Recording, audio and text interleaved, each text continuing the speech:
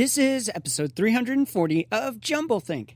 T-minus 10, 9, 8, 7, 6, 5, 4, 3, 2, 1.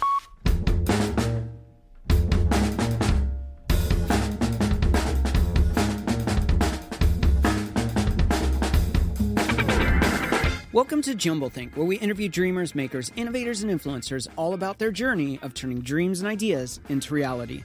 Along the way, we're going to share some tips on how you can turn your own dreams and ideas into reality too. Our guest on today's show is Lauren Heath. More about Lauren in a moment. Whether you're a new listener or a longtime fan, if you've never subscribed to Jumblethink, head on over to wherever you listen to podcasts, search for Jumblethink, and click that subscribe button. To make it even easier, you can find links to Apple Podcasts, Spotify, Pandora, Google Play, and more simply by going on to jumblethink.com. Now let's join today's conversation.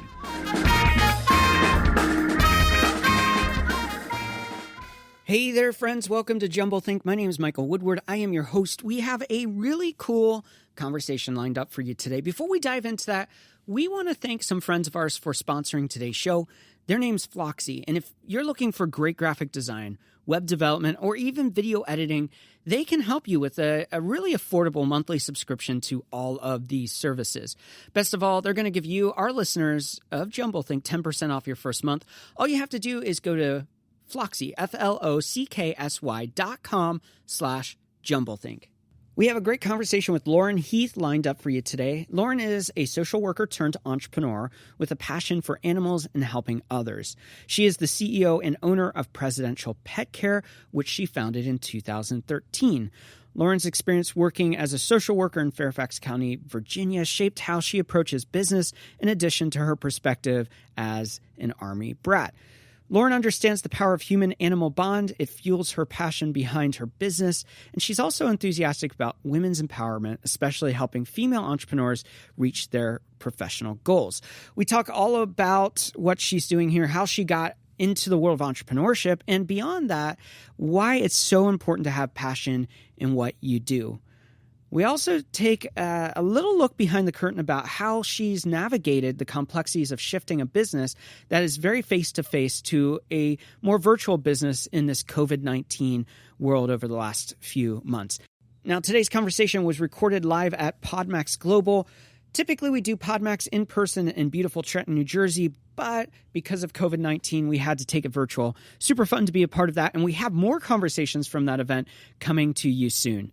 Now let's go ahead and join the conversation we had with today's guest, Lauren Heath. We are here with Lauren Heath. Lauren, thanks so much for joining us. Yes, thank you so much for having me. I'm excited to chat with you. We've had some bumps along the way making this happen, some technical issues, and then miss enter on my calendar. I apologize for that. I'm so glad to be talking to you. Oh, it's no problem. That's all the fun and everything, is making everything happen and bumps along the way and how we respond and deal with it, really. Isn't that entrepreneurship in a nutshell, responding to bumps and bruises along the way? I have learned that. Yes. It's, what's that quote? It's like, you're not making mistakes, you're learning. You're not failing, you're learning. Yeah. So, absolutely. I'm excited to chat with you for many reasons, but more so because this is one space that we don't talk a lot to guess about. I don't know why. I think in the history of 340 or 30 or wherever we're at in episodes, I don't even know anymore. I think I've had one other guest that operates in pet spaces. So that's kind of exciting.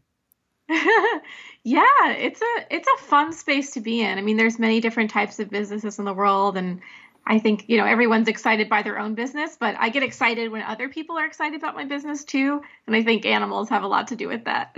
Yeah, we don't have any pets personally right now as a family, partially because we travel a lot and it's just not as convenient. But growing up, I always had dogs, usually had fish or lizards or birds or something else too. So it's a space that I love. It's exciting to chat about that. Tell us about Presidential Pet Care and what you are doing and how you got into it. Yeah, so I kind of just stumbled into business in a weird way. I actually went to school for psychology, and right out of college, I started working at a domestic violence shelter. So I did the overnight shift there for about a year, and it was a Yeah, it was an intense job. And the unique thing about that shelter, it's located in Northern Virginia where I'm at. And at that time, back in 2010, when I worked there, it was the only shelter in Virginia and only one of 9 in the entire country that also had a shelter for pets. Oh, wow. Yeah, and the reason why that's significant is because there's all this research about how people actually don't end up leaving abusive relationships a lot of times because they don't want to leave their pets behind. You know, a lot of people just, you know, like you've grown up with fish and cats and dogs and all these things. And, you know, they become such an important part of our family. And, you know, when they're dealing with these really, you know, unhealthy, toxic, dangerous relationships, sometimes people just can't bear the thought of leaving their pets behind. And they literally risk their entire well-being in their lives for that. And so that just kind of floored me that, you know, pets mean so much to, you know, to people. Like the bond is so strong that, again, they're willing to put their safety at risk. So I just started doing, you know, some more research about the human animal bond. And I kind of hopped around social work for a while, doing a couple of different types of jobs, all while doing, you know, some kind of pet care on the side, whether it was dog walking and pet sitting for family or working at a local dog daycare. And after doing that for a couple of years, I just kind of got burnt out from social work. It's a hard space, that's for sure. It really is. I was not good at compartmentalizing, which is something I'm still learning how to do. So, which I'm sure, you know, as a business owner, entrepreneur, you can understand as well. It's really hard. And at the time, you know, I was in my early 20s, so still working on that. But regardless, I left the social work field and worked at a bank for a while because I was like, oh, I won't take this work home with me. But I learned very quickly that I needed to be passionate about what I was doing, even if I wasn't bringing it home with me. So I ended up just kind of jumping in after basically hating my job for almost a year. And I haven't looked back since. We're coming up to our 7-year anniversary next month. So, you know, I dove right in head first, which probably wasn't the smartest thing to do, but it was the best thing I've ever done. And I wouldn't change it for the world. Wow. So tell us about Presidential Pet Care and what you exactly do with that business. What are you creating? How do you serve your customers? How do you serve your pets? So we are a force-free dog walking and pet sitting company, meaning that we use particular methods in which we engage with the pets. You know, we are very mindful and we really use positive reinforcement. So basically just, you know, treating pets as if we would want to be treated if we were animals. So that's those are the services that we offer, you know, dog walking, pet sitting. We pre-pandemic, we're offering overnight services as well, where we would go stay in the client's house when they're out of town. Because a lot of people have rescue pets where they don't want to leave their pets home alone overnight. So we're, you know, 99% service-based business. But during the pandemic, we kind of had to respond because people were home or not traveling. So the need for our service was, you know, basically disappearing. So we did create an online store. So we're just still kind of getting our feet wet with that, but now we're selling products. So we sell, you know, dog treats, cat treats, toys, some grooming supplies, you know, and we're actually getting into CBD oil and things like that. So it's been a whole new world now that I'm diving into. And, you know, with all of these things, our main goal is to facilitate harmonious relationships with people and pets. So basically, we just want to help pet parents and pets live their best lives and to just best enjoy each other, whether that's, you know, you come home from work after you've been, you know, in DC all day and, you know, had a long commute and, you know, your dog, you don't want to have to come home and worry about walking your dog when you get home. So, you know, we can handle those things. Or maybe it's you're on vacation and you want someone to look after your dog and cats and your fish, your iguanas, you know, whatever kind of pets that you have. So, you know, we're able to provide that comfort and peace of mind that a lot of our, you know, clients who their pets are their family really, really seek out. One of the things that you shared there that kind of stood out to me is when I think of, and I have family that just went through this, they have a dog, and their dog ended up being put in a kennel so that they could go away, and something happened to their dog in the kennel. It was a really crazy story, and not my story to tell, so I'll leave it at that. But you talk about staying at somebody's house and taking care of their pet versus, hey, here's our kennel, come put your dog here and we'll take care of it. Why is that approach a better approach maybe? Or how does that service the animal or the pet owner in a more, I don't know if healthy is the right word, but maybe it is. So I think healthy is a great word. And what you described is something that we hear pretty frequently, actually, especially with cats. Cats don't like leaving their house. They want to stay in their home where they're comfortable, where they can hide in their spot if they're feeling unsafe. But it does dogs as well. So we believe in in-home pet care because it keeps the pets where they're happiest, which is in, their own home. I always say to people, I think I would travel more if I could just bring like my bed with me. If I could just bring my whole house with me and it could travel along with me because I'm a homebody. Yeah. I think I would enjoy traveling a lot more. I do enjoy traveling, by the way. Get a Winnebago. We're thinking about that anyway. So That's true. Basically, it's the same thing for pets though. They enjoy being where they're comfortable. They want to sleep in their own bed at night. And if their routine is going to be interrupted, it's best to at least keep them in their own environment. So, when they get scared or nervous, they can go back to things that are comfortable for them. And also going to touch on the routine, if someone is going to stay in a kennel or some sort of facility that's not their home, they are conforming to whatever routine that the facility has. So maybe that's, they close up shop at like 8 p.m. and someone's not there till 7 a.m. You're going to according whatever their routine is. And also you're not getting that individualized care. Maybe there's 20 other dogs that they're also caring for. With our service, we care for our overnights, one household at a time. So, we walk in the door and the dog comes running up to us and they're super excited for their sleepover. One of our overnights, we actually call dinner in a movie.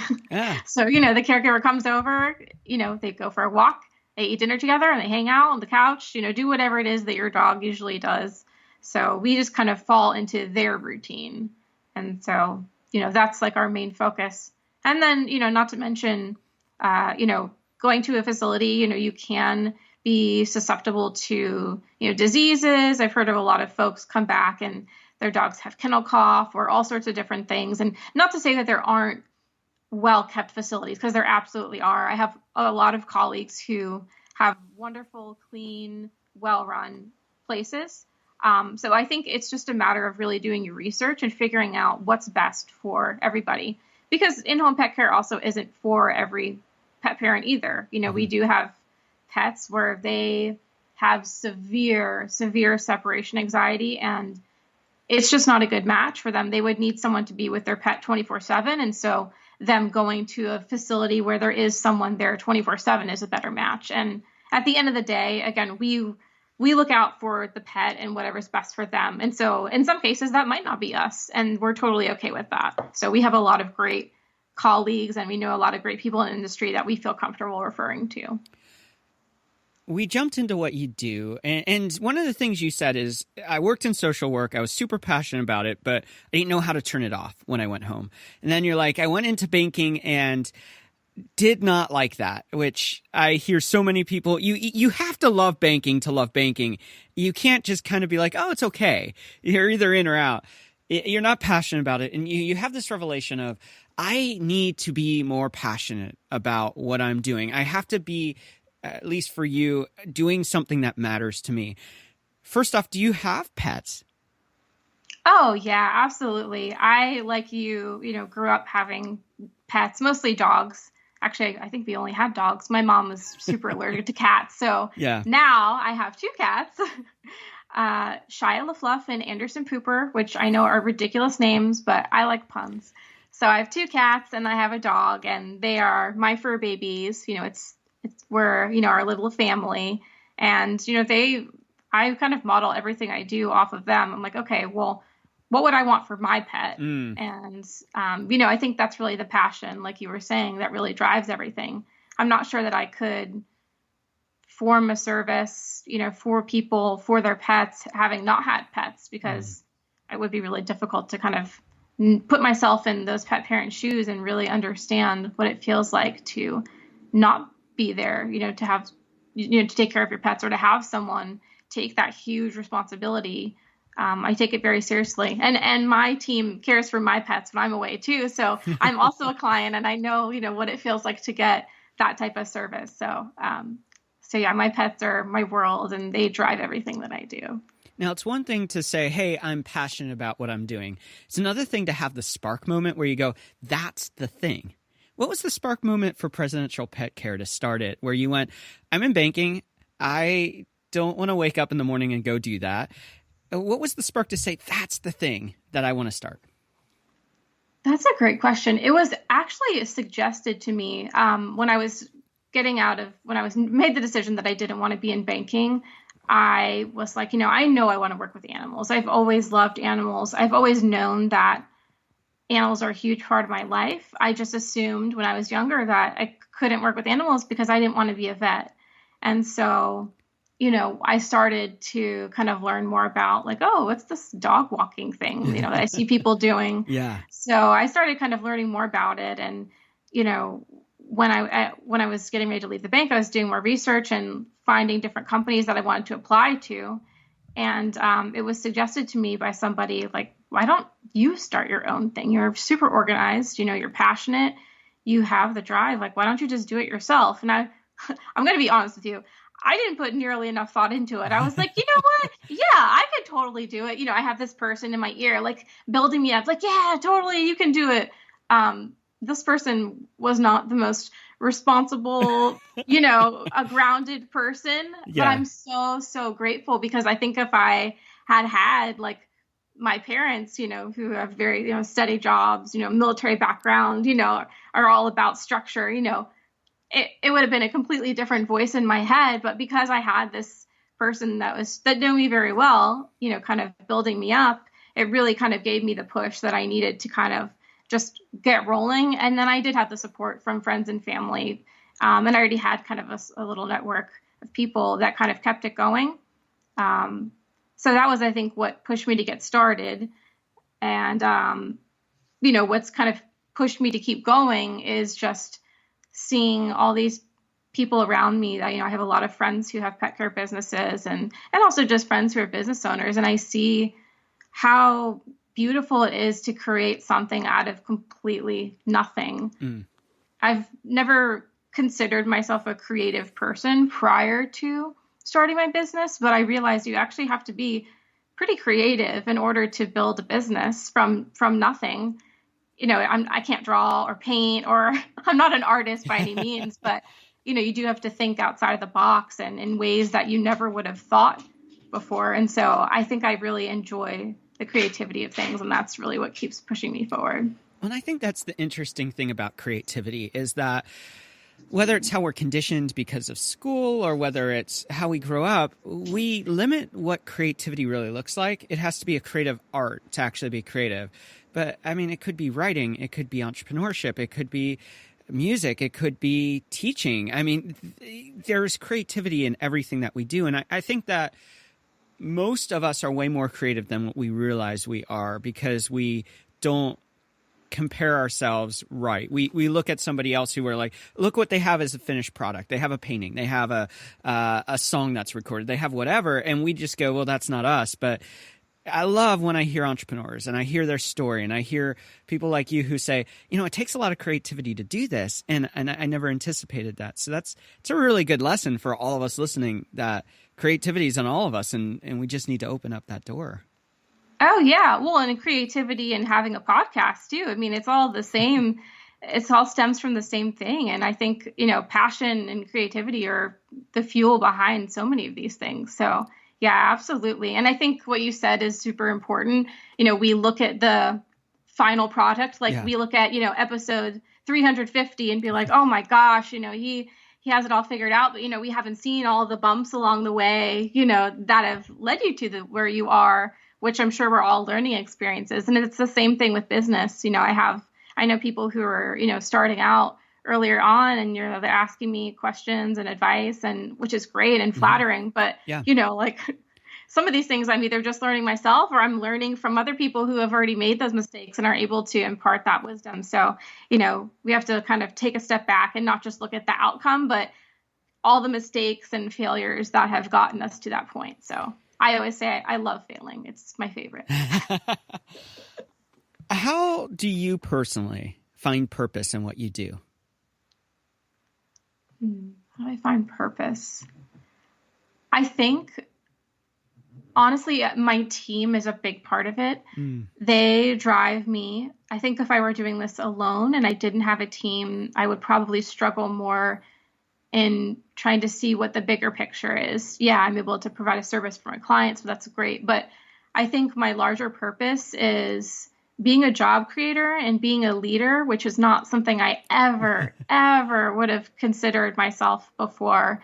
I've always been, like I did theater in high school, but I was backstage, I'm always kind of I try to let other people kind of shine. And I feel like that's always been my strength. And so in a way, I'm still doing that, but I'm also lifting other people up with me, or that's my goal at least. And so I think, being very intentional about how I'm building my business and the ways in which we operate have allowed me to, I don't want to say set an example necessarily, but to, set a standard that, the people on my team respect. And I've been able to build this amazing team of people who don't just enjoy working for me, but they want to help build it too. Like they are so invested, and they're like, okay, yeah, like I see your 10-year goal and this is how we can do it. And like, I want to be there, 10 years from now. So I think, just having these really, again, passionate and creative people around me have just pushed me to keep on going. I feel like I'm building this not just for me, but for them too. What is one challenge you're currently working to overcome?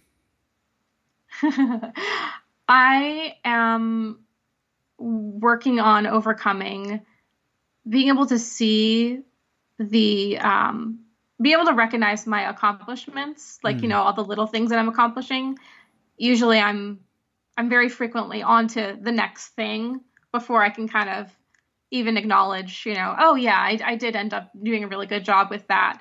I'm always like, okay, but I'm already on to the next thing. So I think just learning to pause and to say like, yeah, you did a good job, or okay, like that was good. That's something that I'm working on. And I'm also working on that by trying to, have my team members who also have similar personalities in me, by helping to model that for them. Mm-hmm. I think I'm hopefully having that same effect with them as well, so they can have that same, that same perspective. Yeah. My business coach years ago, when we were first starting out the business, and really he was a significant part of our success and the web space and what we do in the web development area. He said, for every win that you have, for every outcome that you're trying to reach, always set a reward. So it doesn't have to be something big, but he would always say, if you are shooting for something that's like a week goal and you go, I get to it, maybe just go out to dinner and do some special dinner. Or if it's a smaller goal, even going, okay, when I get this done, I'm going to go for a walk and just reflect, and being purposeful to build that into the process of iteration, in the process of task management, and just building in like reflective moments to reward yourself as part of that process. In the goals that are really difficult, that you're really struggling to get, knowing that you have a reward at the end. I guess it's the same thing we do with pets, or kids. So that's a really great point. Yeah. I mean, we do that with our pets, our dogs. That all aligns with our philosophy of doing things. So why not incorporate it into the process? I really like how you put that. I'm absolutely gonna implement that with my team. That's my inspiration of the day. Thank you for that. And finally, as we wrap up this first segment, what's the next big dream, idea, or goal that you have? Oh my gosh. My dream, my 10-year goal is to build a pet-centric community center. So how there's, you can go to the rec center, down the road from your house, and you can play tennis and swim and, take classes and all these different things. So I want to build one that's centered around relationships with pets. So people can bring their, dogs and maybe their cats as well to do all sorts of different activities, resource library, an indoor dog park. I have a whole bunch of ideas with that, but that's what our team is working towards and our big goal. Super cool. Well, we're going to take a break right here. When we come back, we're going to go more into the story, hear more about presidential pet care, and just have a really fun time with Lauren and learn more about her. We'll be right back.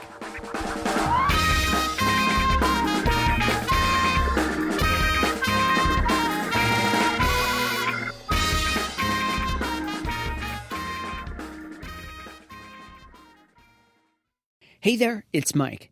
As an entrepreneur and a small business owner for the last 13 years, I can tell you that one of my biggest pain points has been hiring the right team. Do you hire an employee, a freelancer, or use one of those online services? The options are truly endless. And when I speak to other entrepreneurs and business owners, they often share that they face the same problems. Probably a problem you faced yourself. It's even harder when you're trying to hire a creative professional for your next great design, website, email campaign, copywriting, and video editing. Today, I want to tell you about some friends of ours, Flocksy. Flocksy offers unlimited projects by a vetted creative team for a flat monthly rate. Video editing, graphic design, writing, web design, and more. They can help you. And they're constantly adding categories where they can help you in the future too. Their project managers are US-based, giving you same-day responses and 24-hour turnaround for most requests, all with a simple fixed monthly price. And agencies are welcome too. Here's what one of their users, Zach, says about working with Flocksy. They're very responsive. Flocksy has been incredible for us. They have consistently delivered amazing work. Sometimes I'm surprised by how much they can actually tackle in 24 hours. When there has been rework required, my project manager is awesome at getting it done super quick. I've tried other unlimited graphics services before, but Flocksy, hands down, is the best. Best of all, because you're a listener of Jumble Think, they're going to give you 10% off your first month with a 14-day money-back guarantee. All you have to do is visit Flocksy, FLOCKSY.com/JumbleThink. That's Flocksy.com/JumbleThink. So get the design that you need, get the website you've always wanted, and have the perfectly edited video of your dreams simply by visiting Flocksy.com/JumbleThink. Now let's continue the conversation.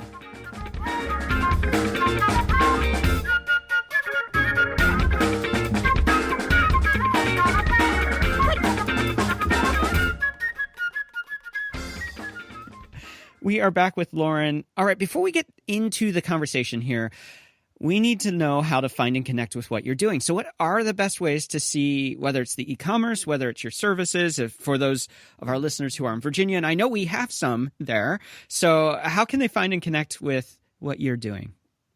Yeah, thanks so much. So the best way to reach us is just to go to our website, which is presidentialpetcare.com. So you can find links to everything that you would need about Presidential Pet Care, our social media, our shop, all that is on our website. I have to say, I love the name, and I would have thought presidential is used in so many different things that there would have been a presidentialpetcare.com before now. So I think that's pretty awesome that you snagged that. I think it's awesome too. I trademarked it too. My mom, I have to give her credit. It was my mom's idea. I was trying to figure out a name. She's like, what about Presidential Pet Care? I was like, that's it. That's it. Maybe one day you can pet sit in the White House for one of the presidential pets. I can't tell you how many times I wrote to Obama asking if I could walk his dog. I wrote quite a few times. That's definitely the dream, to walk a presidential pet. Did you ever get a letter back or anything? I did. I got a letter back, thanking me as a small business owner. He sent me a photo and some chocolates, which were very tasty. So it was nice to get that acknowledgement. I appreciated that. That's super cool. You had a situation which we all face, which is COVID-19, that radically changed how and what you do. Walk us through that process. COVID hits, everything shuts down. You see that your space is radically different. How did you process that? And how did you come up with a solution to say, I can't just shut down. I've got to do something? It was very difficult, and it still is very difficult for a lot of us. First of all, I was very lucky in that a lot of our clients responded so well, and I was very surprised in how they responded. We mid-March, when all this was happening, our services, dropped. People were canceling left and right. Was this just for the dog sitting, or was this also for the pet walking too? All of the above. People's trips were canceled. So there was basically no pet sitting going on. I think we had one pet sitting series that was in progress that we continued to fulfill because we had a client who was in New Zealand and then got stuck in New Zealand. Oh, wow. So of course we weren't just going to leave her cats unattended. So, we continued to provide that care, but dog walking, as soon as, Virginia's stay-at-home order went into effect, everyone was basically at home. Mm-hmm. Now, the way that the order was written, we were considered an essential service and that we could continue to operate. And there's a little bit, I think, of gray area where, some people just continued to kind of operate, all services, regardless if someone was home or not, just continue to operate. But we did make the decision, effective April 1st for April and May to cancel all non-essential services because, although it was a huge hit to all of our pockets, we just felt like it was more important to prioritize, really not contributing to the spread of the disease. So we kind of decided to take the hit in that regard. Also, my team, they work so hard. I was like, okay, well, you get a little bit of time off too. So there's that.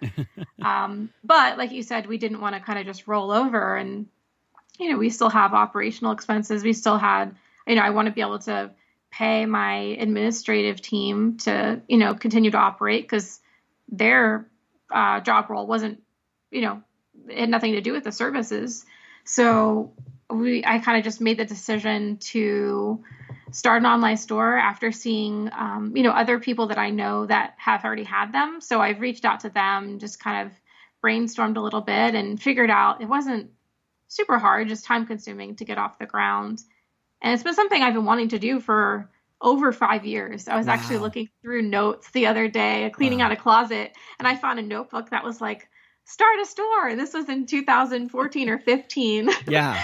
So I guess it just, took a pandemic for that to happen. So I'm grateful in a weird way that it did happen because I wouldn't have an online store right now otherwise. So it really pushed me to, again, going back to creativity, just think outside the box. And I've seen, a lot of my colleagues, think outside the box in other ways. And it's really amazing to see how people can, just pick up and keep on going, when, everything is just kind of falling apart around you. So I think, just being inspired by all the other really passionate and motivated people around me has kind of helped me kind of try to keep that ball rolling. Yeah. Yeah. Super, super cool. Now you build out this e-commerce store. What kind of things did you pick on selling? You still have to figure out, I'm sure you're not making the products, so you have to figure out how to source them and all of that kind of stuff. So how did you land on what you were going to do and what your customers would want? So we just kind of thought about what our customers currently have. We know that there are certain products that people are buying. People are buying toys and treats if they have a pet, period. Everyone's buying that. So we just kind of looked at, what kind of things are people buying right now, but also more importantly, we wanted to be very intentional about the type of products that we had. We didn't want to just have, the run-of-the-mill, milk bones that you can grab from the grocery store that are basically McDonald's for pets. Mm-hmm. They're not the healthiest. They're not the best for them.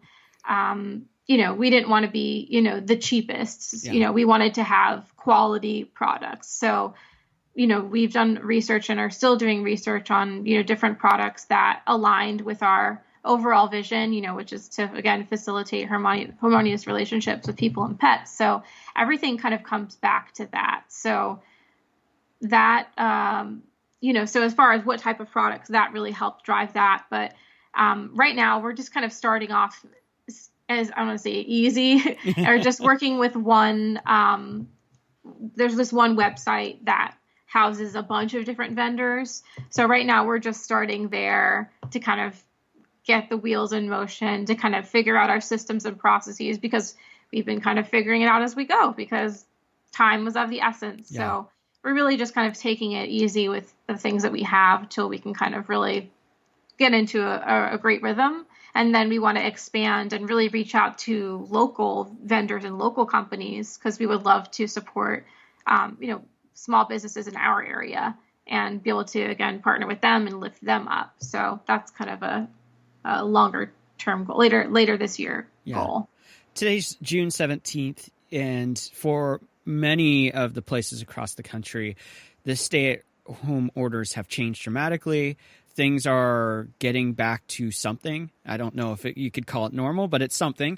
And for you, that must mean that you're starting to see people maybe go to the beach or get out of town or do work travel. So are you seeing a return to something that is a little bit more like it had been with your services? And how are you ramping back up as that shift changes? Because there's still a lot of unknowns. So it's got to be interesting to make those decisions of like, how much do we take on? How do we do this? I like how you said that, a return to something, because I don't think we can say normal. It's whatever the new normal is, and we're still figuring out what that looks like. So things are starting to come back a little bit, very, very slowly. We did begin, actually last week, we did start to service most of our service area again. We're not servicing, different like high-rise apartments where there's just still a lot of services that we would need to touch and a lot of traffic. We just want to take that slowly. But I mean, as far as things going back to normal, I mean, what the new normal is for us, I guess, is we have drastically changed our safety protocols. We're wearing masks, during all of our services, which in the Virginia humidity is not the most fun. So we're, working on finding really, masks that are more breathable. Yeah. It's still nothing compared to, essential workers who have to wear them for extended periods of time. So, but, we have, gloves and, PPE is very expensive. So now we're having to look at, okay, do we need to do a pricing restructure? So, it's just something that we're kind of taking, a few weeks at a time. I mean, we have tentative long-term plans, but just like you said, things are constantly changing. So there's only so far ahead that we can plan before things change again. So we're just, kind of taking it week by week. But right now, we are remaining optimistic. It does look like people do plan on going vacation later this year, or returning back to work later this year, or even early 2021. We did have a couple people say we're not going back to work until 2021, so we won't need you. So we're trying to create a service that is for those type of people. So that's something that's in the works right now, like a work from home dog walking package. I wonder, you have some customers that are coming back quickly because they have plans and things that they need. I'm sure that's more on the dog walking side than some of the overnight stuff. For you as a team, are you looking at this as a season where you can do more outreach towards new customers who are not familiar and then building that back out? How are you thinking from that standpoint? Because you obviously have beloved customers who love what you do and are happy to use you, but some of them are going 2021, which that's still like 7 months away. That's not sustainable. So how are you balancing like growth with sustainability of existing clientele in this season? Oh, that's a really great question. Yeah, I mean, just like you said, like that's a long time away. So we're trying to stay on the top of people's minds. We actually have been sending out a lot of different cards to our clients, just letting them know we're thinking of them. We've been calling them, just checking on them, just making sure we're staying in communication. We're really working on, our social media presence and kind of shaping, what we're saying and what we're doing based on what's happening in the current climate.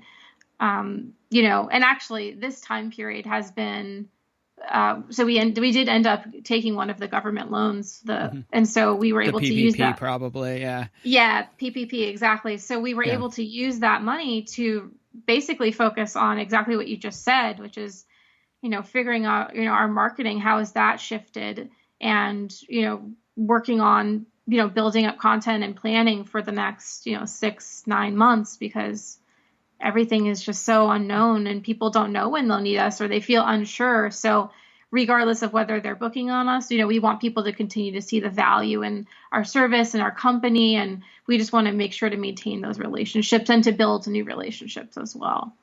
I'm going to pivot a little bit here as we wrap up this second segment. There are, I don't know the stats. You probably do. I do not. I would say that a significant percentage of the population has some kind of pet. So there are a lot of them who might be doing exactly what you're talking about, going on vacation, or they have to work or they're maybe working remotely from home. What are some tips that you would give them about understanding the complexities of this season of life with COVID-19, being at home more, and how that's impacting their pets?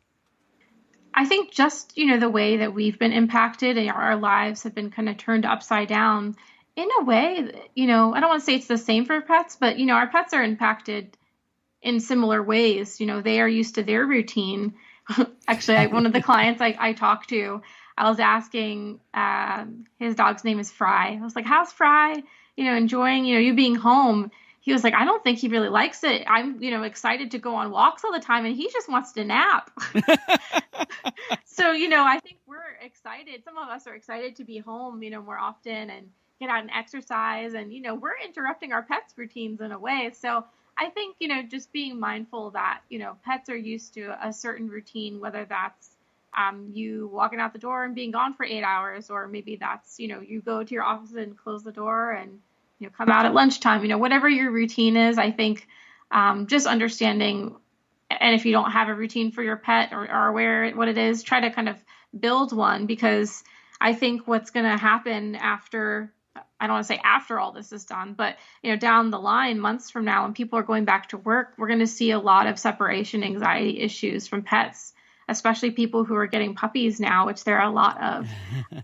They haven't been socialized, and so they don't know what a routine is because they haven't had one. So I think we can just, as pet parents, just remember that, we really want to create healthy routines that aren't dependent 100% on us. We want to make sure that there are other people coming into your pet's life that can kind of help maintain that routine and just kind of create a sense of normalcy for them, just like we would be doing for ourselves. And then finally, you offer a service that is helpful in so many ways to different people. And when people across the country and really across the world are listening to this, some of them might be struggling with, I feel like this sense of uncertainty when I'm trying to find a provider, the kennel, the dog walker. What are some things that they could take away from what you do to say, this is how I vet a service, or this is how I make the decision of what's right for my pet? That's a really, really important question. And I'm glad that you asked it, because I think it just all comes down to really doing your research. We actually have a couple blog posts on our website about, how to find a dog walker in your area or a pet sitter. And some of the things that we touch on in those posts are just really making sure that the person that the service that you're seeking out, the service provider, is professional, especially with pet care. There's a lot of people who have the best intentions and are amazing, wonderful people, but they don't have the training and education that you would want for someone taking care of your pet. Just like you would vet your babysitter to make sure, that they know CPR, so if God forbid something happened, they could respond. You want the same thing for your pets too. If something happens and there's an emergency, you want to know that they've got your back and they can take care of your pet. So, making sure that they're licensed, bonded, insured. We recommend people who are, lifelong learners, passionate about continuing education. And you want to make sure that their values align with yours. We, again, like I said in the very beginning, we're a force-free company, so we work with strictly positive reinforcement-based, only providers, and that works for us. That might not work for everybody, but whatever whatever it is that you decide, just make sure that it aligns with your values and that you're comfortable with however that person is interacting with your pet. So just really doing the research is just the most important thing. Super, super good. Well, we're going to take a break right here. When we come back, it's rapid fire questions.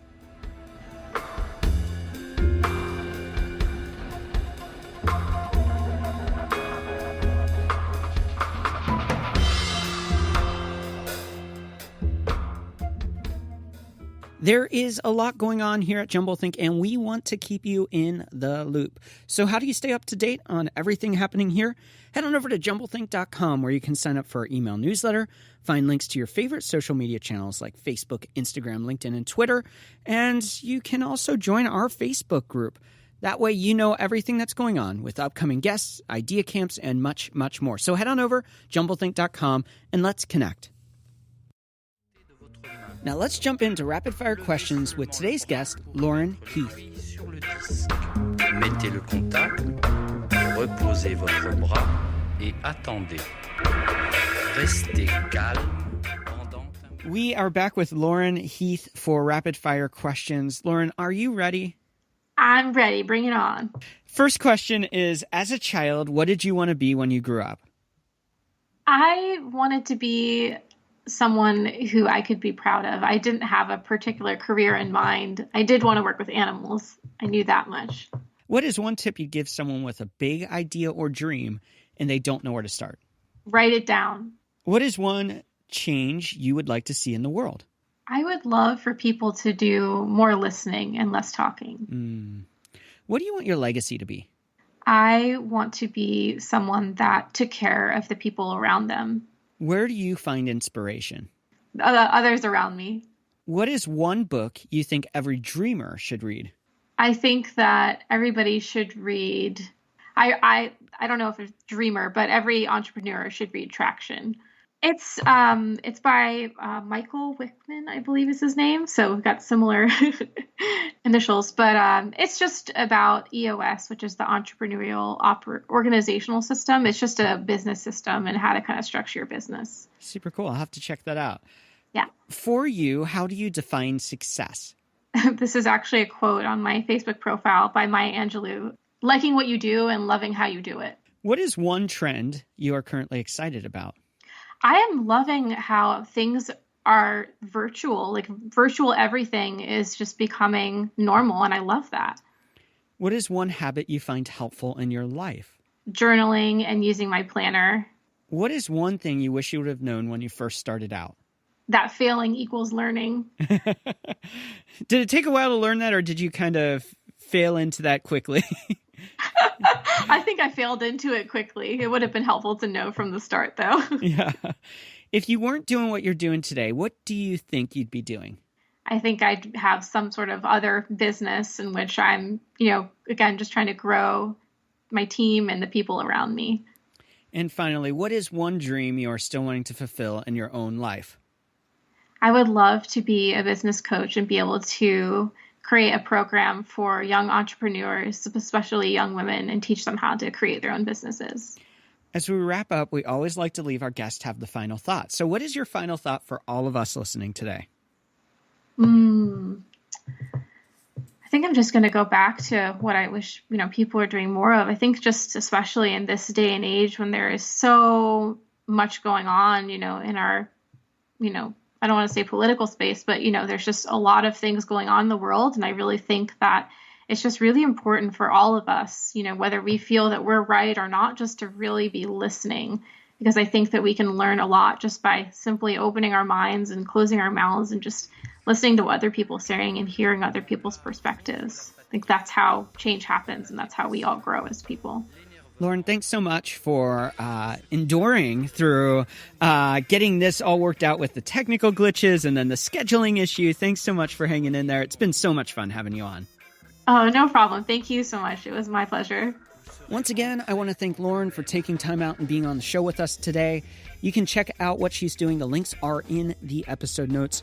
We want to thank our friends over at Floxy for sponsoring today's show. Floxy is your source for graphic design, web development, and even video editing at a monthly subscription. You can get 10% off as a listener of Jumblethink. All you have to do is head on over to Flocksy, FLOCKSY.com/Jumblethink. And I want to thank our friends over at Podmax for Podmax Global and hosting today's conversation. We love those guys. If you're an entrepreneur and you want to get your story out, go check out what they're doing, podmax.com. And finally, I want to thank you for tuning into today's show. It means the world to me that you would listen, and I hope that today's conversation can spark a dream or an idea or even just the sheer courage to take a step in moving those dreams and ideas forward. Remember, you're the one that has to make your dreams and ideas a reality, and to do that, you have to step out and take a risk. So I hope you'll do that today. I hope you will step into the unknown to chase those dreams and ideas. Now it's your turn to dream big and to change the world around you. Légèrement espacées.